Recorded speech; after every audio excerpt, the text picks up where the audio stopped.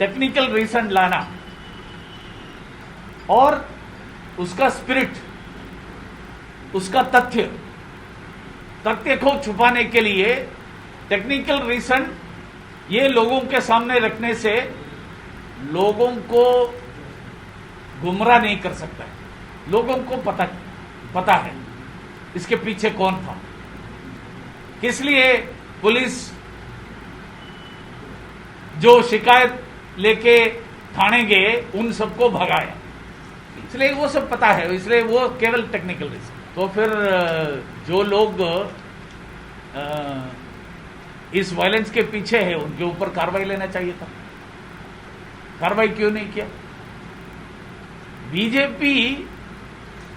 BJP के violence में BJP के कार्यकर्ता कैसे मर जाएंगे?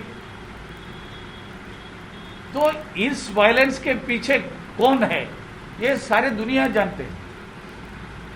इसलिए ये सब जो है, किसी भी पॉलिटिकल लीडर जब उनको कॉर्नर किया जाता है तो कुछ न कुछ ऐसे कारण बताते हैं, उस कारण लोगों के लिए विश्वसनीय नहीं।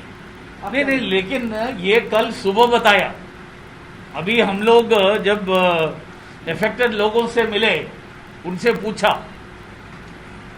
कल कहां घटना हुई, तो कल भी घटना हुई। यानी जो सत्ता में पिछले 10 साल से वो कर रहे थे, चला रहे थे, वही सत्ता अभी उनके पास वापस आ गया पूरी अधिकार के साथ। तो 1 मिनट में वो पूरा रोक सकता था, क्यों नहीं रुकता है? उसका कारण है कि वो स्वयं संचालन कर रही है, उनके आदेश पर हो रहा है, उनके आशीर्वाद से हो रहा है, इसलिए वो रुका नहीं। इसलिए हम उनसे मांग कर रहे हैं कि इसको रोको। ये बिल्कुल नहीं है, वो जानबूझ के ये कर रही है, इसलिए फेलियर का विषय ही नहीं, समस्या ही नहीं, उसका प्रश्न ही नहीं उठता है। हाँ, जो जीता है वहां भी सीपीएम ये टीएमसी के लोगों की तरफ से ये हो रहा है। इसलिए पूरे प्रदेश में सत्ता तृणमूल के पास है। हो सकता है कि 77 विधायक है, कई विधायक कल कोलकाता पहुंच नहीं पाया, उनके ऊपर भी हमला हुआ है। और आपको पता है कि कई विधायकों का, जो चुने हुए विधायक, उनका सर्टिफिकेट लेने के लिए भी इन्हें जो इलेक्शन रिटर्निंग ऑफिसर के पास उनके ऑफिस जा नहीं पाया। कोरोना का कोई ऐसे पार्टी नहीं है ना, कोरोना तो सबको इफेक्ट होता है। नहीं, आपका ये मीटिंग हम कोई आके अपने जेब से कोरोना का ये बाहर डाल के चले जाते हैं, ऐसे नहीं ना। मैं सीरा इसका पूरी विवरण, पूरी मुझे जो समझ में आया वो पार्टी का राष्ट्रीय अध्यक्ष को सौंप दूंगा। वो सब पार्टी का राष्ट्रीय अध्यक्ष नहीं करेंगे। नहीं, वो सब राष्ट्रीय अध्यक्ष, उनको कल वो स्वयं थे, कल परसों कोलकाता में, और आज मैं तो यहाँ हूँ, और पार्टी के और भी पदाधिकारी कई जिलों में गए हैं। हम सबका रिपोर्ट हम राष्ट्रीय अध्यक्ष को ये करेंगे, दे देंगे।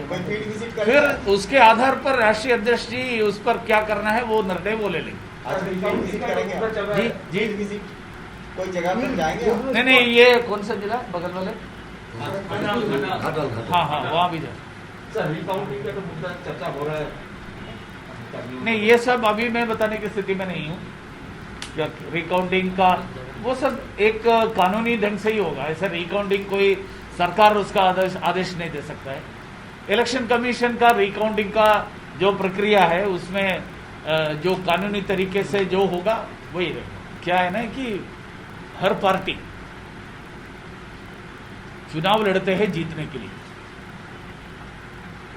यहां वैसे तृणमूल चुनाव लड़े, वो भी जीतने के लिए लड़े थे। उन्होंने भी नहीं कहा कि हम 200 सीट जीतने के लिए लड़ा। सारे 294 में वो कैंडिडेट खड़ा किया, यानी सभी में जीतने के लिए। हम भी ऐसे ही लड़े, सीपीएम कांग्रेस भी ऐसे ही लड़े। हमारी सीट तो 3 से 77 बना। इस प्रदेश में 34 इयर्स जो लोग सत्ता में थे वो पूरा खाली हो गया।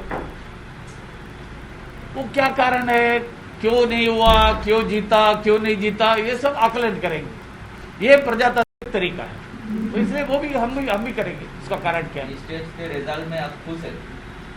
नहीं, खुश नाखुश का विषय नहीं है ना। प्रजातंत्र में हम चुनाव लड़ते हैं, जीतते हैं, हारते हैं, 5 साल बाद दोबारा चुनाव आएगा और हमारी प्रजातांत्रिक यात्रा आगे भी बढ़ेगा।